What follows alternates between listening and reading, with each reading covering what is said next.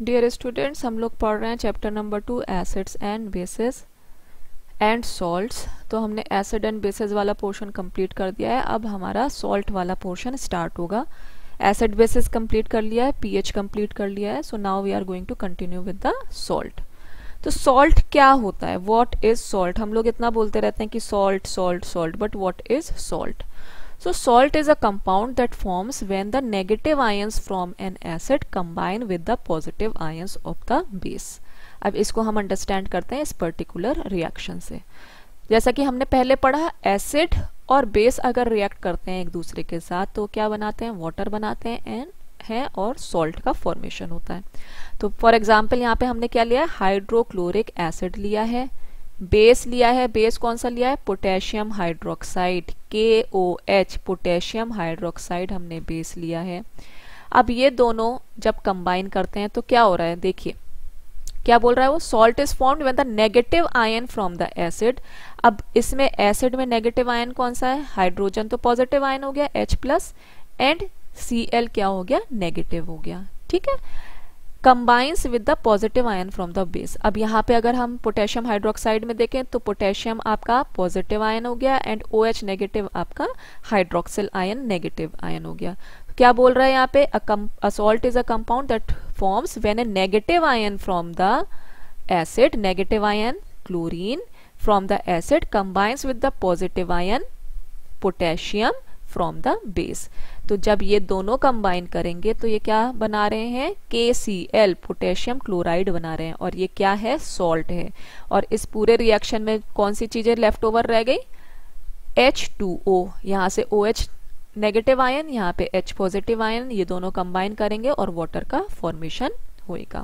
ठीक है, तो ये किस टाइप का रिएक्शन था? Yes, it was neutralization reaction, है ना। एसिड और बेसिस जब भी कंबाइन करते हैं तो क्या करते हैं? वाटर बनाते हैं एंड सॉल्ट बनाते हैं, और इस रिएक्शन को हम न्यूट्रलाइजेशन रिएक्शन कहते हैं। ठीक है, और दूसरा क्या नाम हो सकता है इस पर्टिकुलर रिएक्शन का? Yes, it is double displacement reaction. यहाँ से हम क्या कर रहे हैं?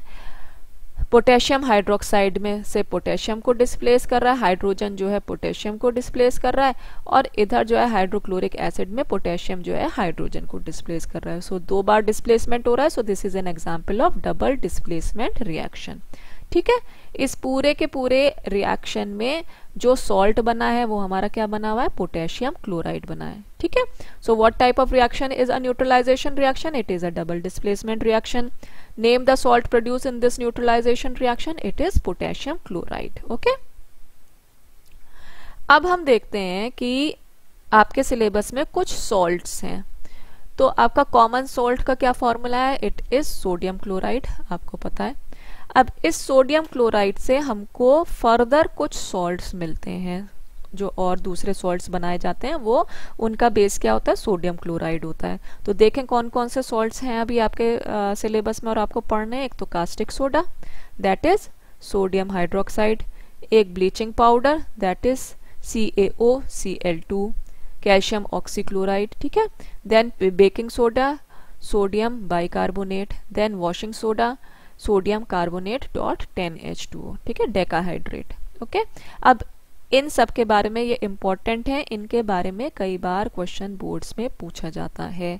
ठीक, चलिए नेक्स्ट चलते हैं। वन बाय वन हम सबके प्रिपरेशन को पढ़ेंगे। सो सबसे पहला प्रिपरेशन है आपका प्रिपरेशन ऑफ सोडियम हाइड्रोक्साइड।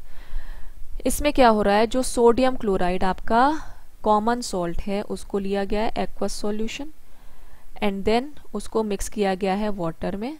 यहाँ पे इलेक्ट्रोलिसिस होता है, इलेक्ट्रिक करंट हम पास करते हैं, और जो सोडियम क्लोराइड का एक्वस सॉल्यूशन होता है उसको हम क्या कहते हैं? ब्राइन सॉल्यूशन बोलते हैं। What it is known as brine solution. तो exactly what is happening over here? Electrolysis of brine solution. हम इलेक्ट्रिक करंट क्योंकि पास कर रहे हैं तो जो आपका प्रोसेस हो रहा है दैट इज इलेक्ट्रोलिसिस का प्रोसेस। और ब्राइन सॉल्यूशन है तो सोडियम क्लोराइड एक्वस जो होता है वो ब्राइन सॉल्यूशन कहलाता है।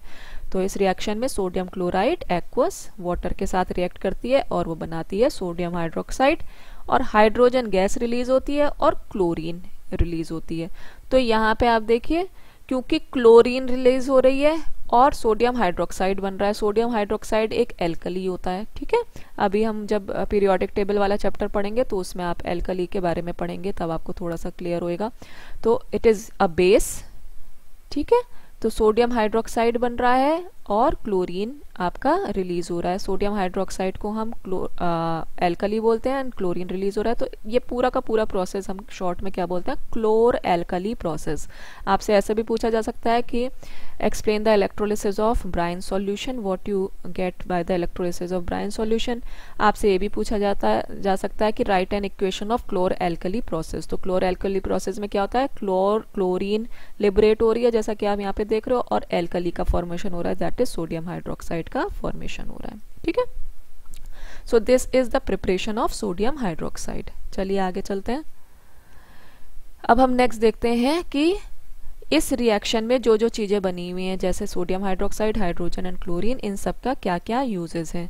सोडियम हाइड्रोक्साइड कहाँ पे यूज़ होता है, ये यूज़ होता है सोप्स में एंड डिटर्जेंट के फॉर्मेशन में, पेपर इंडस्ट्री में यूज़ होता है, और ये आपका लेबोरेटरी रिएजेंट के तौर पे भी यूज़ किया जाता है। सिमिलरली क्लोरीन कहाँ यूज़ होता है, डिसइंफेक्टेंट के रूप में यूज़ होता है। अगर आपको याद हो तो म्यूनसिपैलिटी जो है, हमने मेरे ख्याल से 7th या 8th में पढ़ा है कि म्यूनसिपैलिटी जो है जब भी पानी को प्योरीफाई करती है तो उसमें क्लोरीन की टैबलेट्स को डालती है, इजंट इट। तो एज डिसइंफेक्टेंट हम क्लोरीन यूज़ करते हैं। पीवीसी पॉलीमर को फॉर्मेशन में हम क्लोरीन यूज़ करते हैं। क्लोरोफ्लोरोकार्बन्स, डीडीटी, इन सब के फॉर्मेशन में क्लोरीन एक इम्पॉर्टेंट कंपोनेंट है, ठीक है। अब आया आपका हाइड्रोजन। हाइड्रोजन के कहाँ कहाँ यूज़ हो सकते हैं, एज ए फ्यूल हम हाइड्रोजन को यूज़ कर सकते हैं।